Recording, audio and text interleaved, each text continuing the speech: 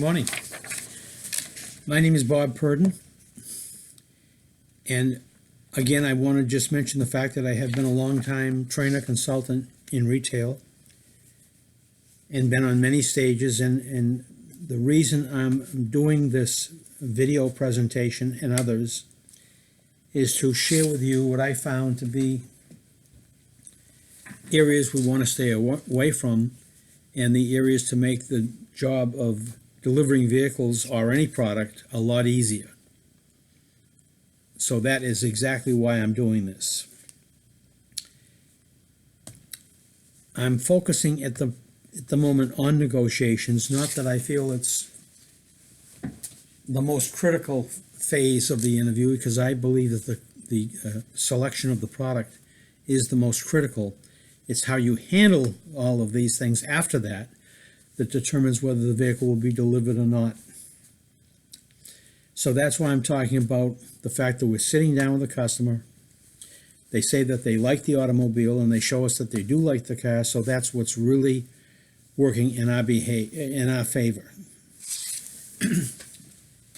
So what we don't want to do is we don't want to get into a price discussion and have them say, well, what's it going to cost? My answer would be, well, folks, I'm going to research the price. And whatever it is, as far as I'm concerned, whatever it takes to do business, we're going to do that for you.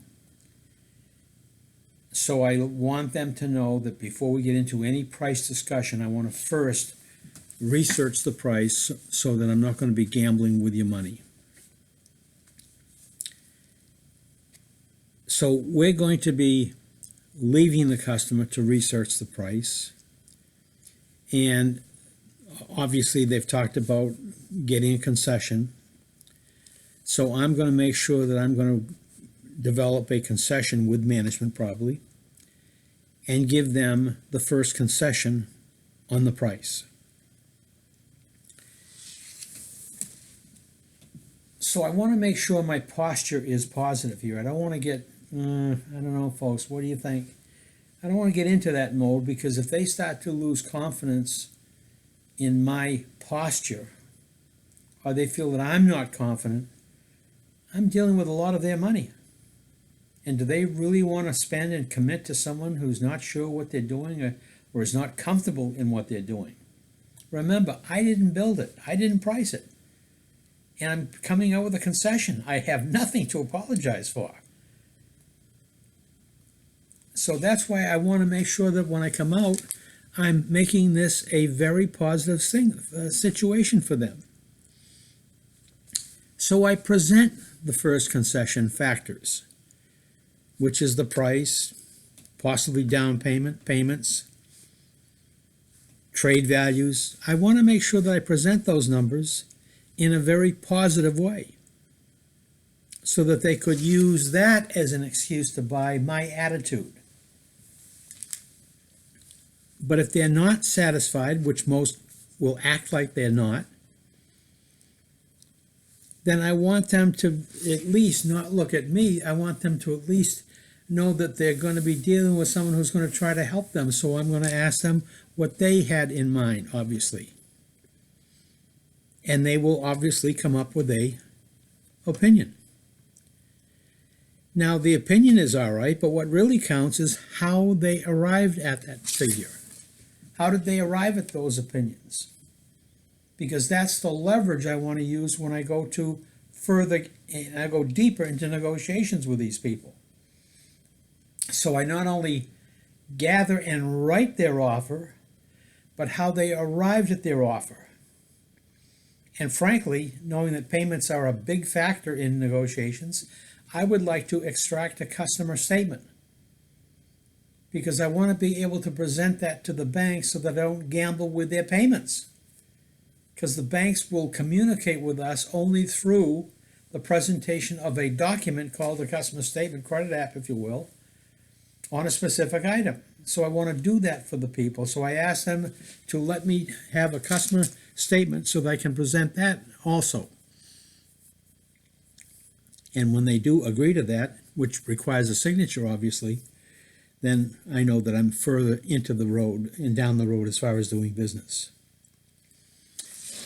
So now I bring at least their offer back to management. And now comes the biggest moment of all.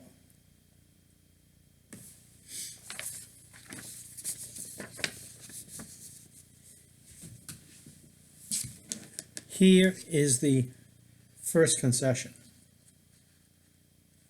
by me, the seller, or us, the seller. Here is their offer. The distance between these two is the distance. Where is our second figure going to go?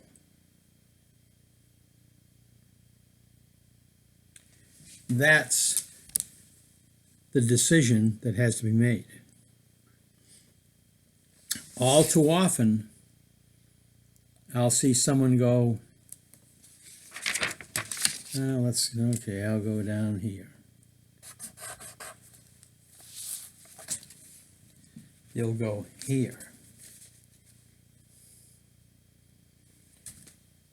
Does anybody suspect that the customer's going to say, oh, thanks very much, that's terrific, I just can't wait to take it? What happened? The integrity of the transaction was completely wiped out.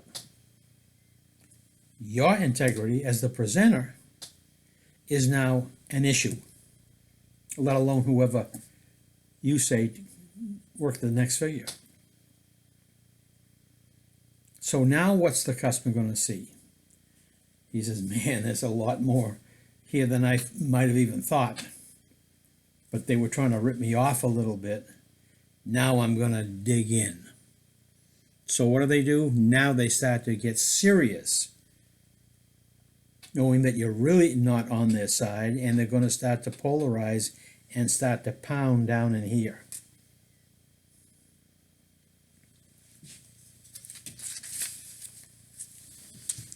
We didn't pull the deal together, we pulled it apart.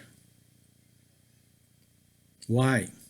Because we were afraid that if we went here and we didn't drop enough, they'd do what? Forget it. See you later, I'm gone. And fear of losing the deal is what loses a lot of deals. And when the customer is putting themselves in such a position and they have to act this way, many times they close down negotiation because of this situation. They close down negotiation, they get up and leave.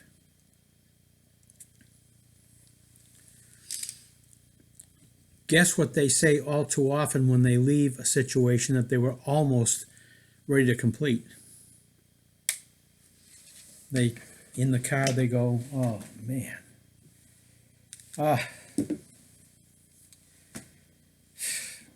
Ridiculous. Now we got to do this all over again. They're deflated. Why? Because the seller gave up. That's why. The seller lost their conviction in the price by dropping it a ton, wiping out credibility of the number, which obviously bothers them more than the number actually. They come up with an excuse and they got to act it out. So they're left with only one thing to do: leave. And that's what they didn't want to do, but they had no other choice. Because who cracked the door open? This cracked the door open right here.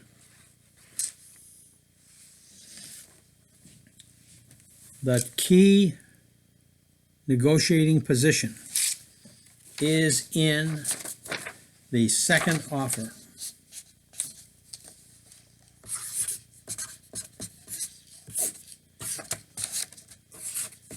The second offer. The second offer, remember, they wanted the vehicle. They're trying, I don't blame them, with an offer. How they arrived at it was a clue as whether they really knew what they were going to do or not.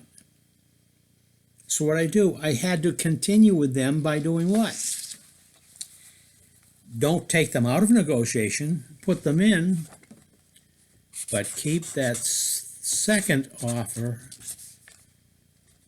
second concession where?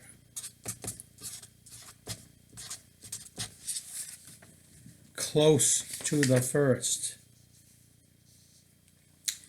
Now they know that they did get a concession when we started the deal, and they're getting a further concession because we want to earn their business. Obviously, they're not happy, quote, with the second concession being not that much further, but there is a sense of reality as to what they are going to pay for the car and could pay. So what is required here? What is required is to talk about what they're getting. And it isn't just the pricing. Did they like this about the car? Did they like this? Did they like our service? What am I doing? I'm starting to talk about things other than the price for the moment. To do what? Give them a chance to get some breathing space here rather than saying no and get up and leave. I'm trying to give them a chance with some breathing space so that they can start to think about it, react about it, play it out a little bit, but eventually take another look at it. So after I've given them practiced reasons why they should hang in with me, then I'm going to say, how close can we get? Oh, we're not going to get together, they say. Excuse me, folks. We are. How close can we get? How close can we get?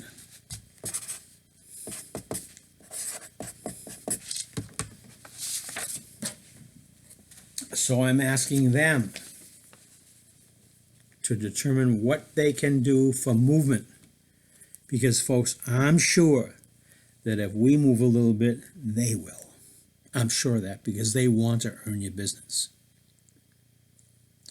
This is actually where the negotiations breaks loose in our favor. Because once they move off of that first offer, which if they want the vehicle, and I've talked to them about the benefits, I'm giving them opportunities to come up a little bit. So what I want to do is have them reposition themselves anywhere here, but they will give me a little more if they really want to buy this vehicle. They'll give me more and they'll move in this area somewhere. And then what am I going to do? I'm going to carry that second offer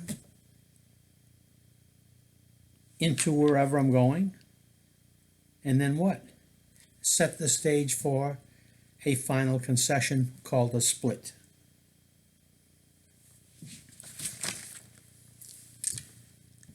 How often should I leave the people?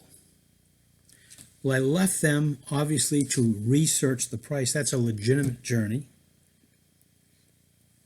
The second time I left them was with their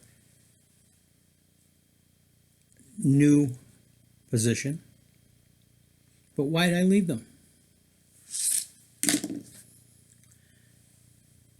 The first concession we quoted. They gave me an offer.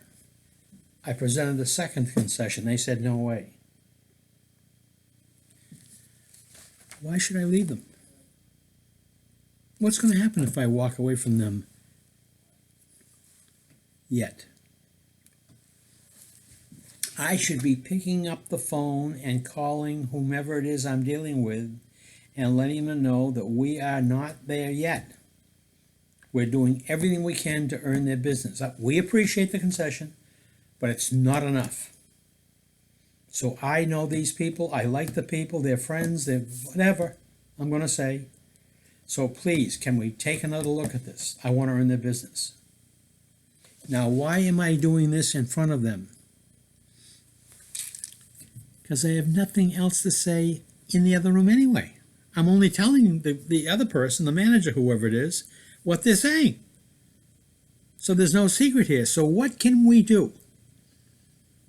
What can we do to earn their business? Also, by me staying with the people, what can they not do? Hey, Mary, what do you think? Hey, well, he's gone. Let's do this. Hey, let's. They cannot huddle against themselves what they're really doing. So I'm keeping everything on the table. So if I can do that, then we're going to be able to maneuver a little bit more and flex a little bit more amongst ourselves.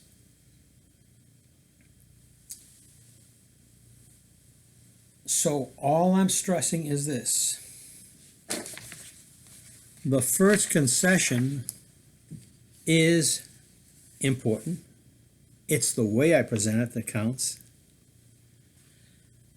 The customer offer is important if it's coming, but more importantly, how they arrived at it. If I can get a customer statement along with that, which is legitimate, so I don't gamble with their payment, that would also support that moment. And then here it is. Here is the key right here. That second concession that's aligned with the first one.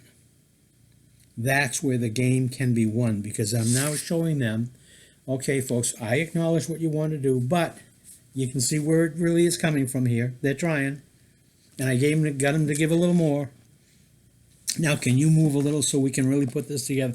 I'm setting the stage for compromise. We compromised. Can you folks compromise? So don't drop that second presentation, second set of numbers too far, or you're going to lose the deal. They will start to get hot because what were you trying to do? There's no integrity in that. So back up your first concession with a second concession that's in the same area. You'll find out if they want the automobile and you're talking about the benefits, not just numbers all the time, then they'll start to find the way and mean to start to move towards us, and then we'll enter a split situation and eventually get there. So negotiations is important. I'm talking about presenting with confidence. How do we do that? How? You know how? In front of a mirror.